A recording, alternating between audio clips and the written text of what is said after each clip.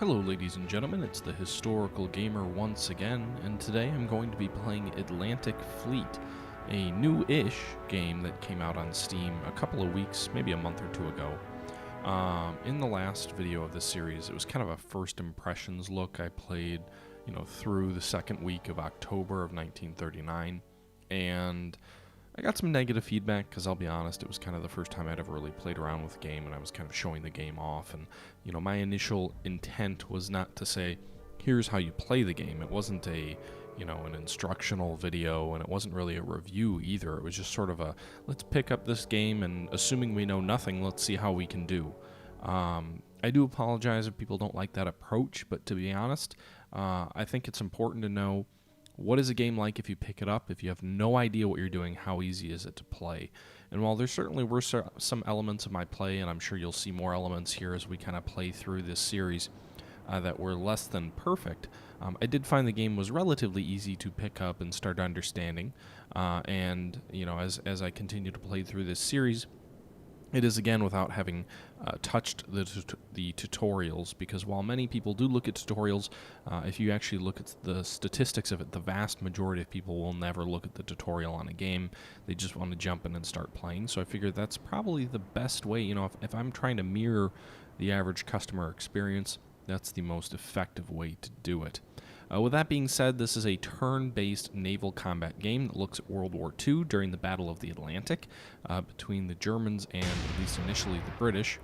As you can see here, I've gone into a battle with my two, they're listed as heavy cruisers, but they're kind of quasi-cruiser battle cruisers. They're cruisers with 6 11-inch guns. So 11-inch guns during World War I were the principal armament of some of the early German dreadnought battleships. Although they typically had at least 10 main guns.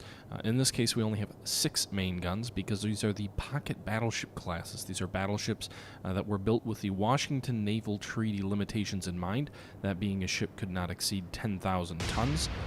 There were also restrictions, I believe, around the actual caliber size. I'm surprised the 11 inches was allowed. But nonetheless, that's where it is. We are engaging some British destroyers in the rain. And one thing to keep in mind, which I don't really, I know now, but it's not one of the things I was really keeping too much of an eye on when I was playing, is that things like weather and wind do affect shells. So if you're firing into the wind, for example, your shell fire may be much less accurate than if you're firing with the wind, or if you're firing across the wind, you may have less accurate shell fire. Additionally, it seems to me that the speed that you're moving at, if you're rapidly changing course or speed, or the enemy's doing the same, that will likewise make you less accurate. Shouldn't matter too much in this fight, however, because we are fighting against British cruisers. Now, this is actually part 2 of my Battle of the Atlantic series. First of all, it's been a while since I posted a video, so I'm sorry about that. I had been going on a pretty good roll for a while with making quite a bit of content pretty regularly. But I'm currently enrolled in graduate school working on my MBA, and I was in the middle of midterms, so I haven't had a whole lot of time lately to make these videos. But midterms are over, and now now I've got some free time as well to play through and start making videos again. So that's what I'm doing. This is, as I said, part 2, so we're obviously joining the Battle of the Atlantic in the middle, or not really the middle, but, at the very beginning of a series that looks at the Battle of the Atlantic from the German side. So if you are curious what happened in the first video, please make sure to check that out. That's my Battle of Atlantic First Look series, which is just kind of my initial impressions. I wasn't sure at the time if it would be the beginning of a new series or not, but I decided, there was overwhelming support for it, and I decided why not start a new series. I've had a couple of series wrap up and finish, namely the Commander of the Great War series, and then also the Rule the Waves series. I kind of feel someone's made the comment that my channel is becoming a naval channel, and I kind of feel it maybe is. A lot of the games I've been playing lately have been nautical-themed games, but there seems to be a really good stretch of them that have come out. And I'll be honest, naval games are somewhat unique to me. They're not the type of game that historically has really been made. Most World War II games seem to focus on land combat. As you see there, I got a very solid salvo, at least 3 11-inch shell hits on that British destroyer. But as I was saying, most World War II games, kind of the tried and true World War II mechanic for games is to play land combat. Very rarely has naval combat focus, has it been the centerpiece of many games out there on World War II. There have been a few, but a lot of them also kind of focus on land combat and sort of touch on naval as sort of a secondary concern. And lately, there have been a few games that have come out. I've wanted to do a series on the World War II battle in the Atlantic for a while. Actually, I'm still toying with the idea of doing a Silent Hunter 3 series as well, which I haven't shown at all. Silent Hunter 3 being the late 1990s, I believe it was 1997. Actually, maybe it was early 2000s. I can't quite remember. It might have been like 2002 or 2003. But anyway, it was probably, in my opinion, the best Silent Hunter game that came out. Silent Hunter is a series that was published by Ubisoft, which focuses on the submarine war during World War II. Silent Hunter 1 puts you in the shoes of an American submarine captain, kind of an open world type environment where you sail around and have orders, and basically you fight World War II from the perspective of an American submarine. Silent Hunter 2 looked at the war from the German perspective, but in a very kind of scripted and scenario-centric game, which wasn't nearly as compelling as the open series Silent Hunter 1. For Silent Hunter 3, Ubisoft really created its masterpiece and returned back to the open kind of campaign, open world, but kept it in the Atlantic. And so you would fight the Second World War as a German submarine captain all the way, if you wanted, all the way from 1939 to 1945, if you could survive, which was a tall task. Something like 75% of the men who went to sea on submarines never returned on the German side. So Silent Hunter 3 was also heavily modded, one of the most popular mods being the Grey Wolves mod, which adds a whole bunch of ships, whole bunch of additional features and realism, and it's just one of those really sort of epic total conversion mods. And Silent Hunter still to this day is a very active and loyal fan base.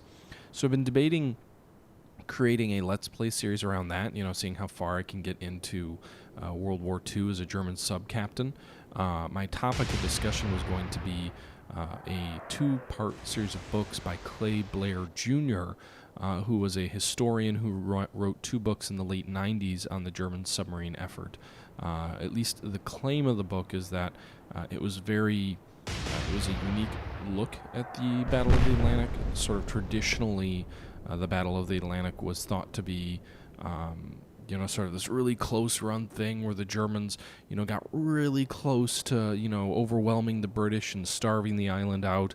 And, there was the whole Enigma race. But Blair's books kind of make the argument that it was really never that close. And they rely a lot on sources that weren't available until the late 80s or early 90s because they had been kept classified largely by the victorious Allies because they didn't want other countries or people knowing how effective they were against the Germans because it would reveal some of their capabilities. And remember, the Cold War immediately followed World War II, so they didn't want to reveal how critical some of this information was for fear it would give some of their tactics or techniques out to the Soviets. So his argument is that some of these documents that became available after the fall of communism in Europe shed a new light on World War II in the Atlantic. As you can see there, I sank both British destroyers. And sort of it's a new approach. I haven't finished reading the book. I just kind of started it. It's really interesting. Blair Jr. is was a well-regarded historian. He wrote sort of the seminal work of submarine warfare in the Pacific called Silent Victory. It's widely regarded as the most all-encompassing and best book on the American submarine effort against the Japanese. He also wrote one of the most well-regarded books on the Korean War in the 1950s, a book called, I believe it was like Korea, the Forgotten War, or Forgotten War Korea. So he's a really well-regarded historian, and I was going to base kind of a Silent Hunter series around these books. But then Atlantic Fleet came out, and, I know I'm kind of rambling in this video. I had intended to talk about some stuff, but I guess it's just sort of me turned into me talking about my plans for this series. Which I suppose is fitting because this is the first time really announcing the series. But then Atlantic Fleet came out, and I thought, why not do a series that looks at the entire Atlantic campaign, because that's what Atlantic Fleet does. You know, it includes submarines, it includes surface ships. It's not limited to a sort of first-person perspective of the U-boat war like Silent Hunter. And also the interesting thing about this game is that you can really shape the direction of the conflict. You know, if you wipe out the British fleet, that's going to make starving Britain much easier. And I would imagine if you do really well, you can, you know, completely win. But I could be wrong there. It's a much more dynamic campaign than Silent Hunter, though. So as you can see here, I'm going into the shipyard screen just to kind of look at what my options are as far as purchasing ships. And I'll talk a little bit more about that. So I guess where I'm going with this is the series is kind of going to have two focuses. The first focus is going to be on the game itself. I'll put together a couple of videos that talk about my strategy in playing the game, as well as kind of the rationale for some of my decisions. And then I will also talk a lot about history. That's going to be the other aspect. So I want to talk about a few different things. I want to talk about kind of the role of the surface combatant during World War II in the Atlantic. I want to talk about the submarine battle in the Atlantic, which as the battle in the Atlantic progresses, it becomes more and more submarine heavy as the German surface combatants are slowly whittled away by the British Navy. And hopefully that doesn't happen to me in this video, but it certainly happened to the Germans during World War II. So I want to go ahead and talk about that as well, and basically just kind of go through several different topics of history that I think may be interesting to discuss. I'm also listening to, right now I drive to work, and I have about an hour commute each direction. So I've really gotten into audiobooks, and one of the books I'm listening to now is Castles of Steel by Robert K. Massey.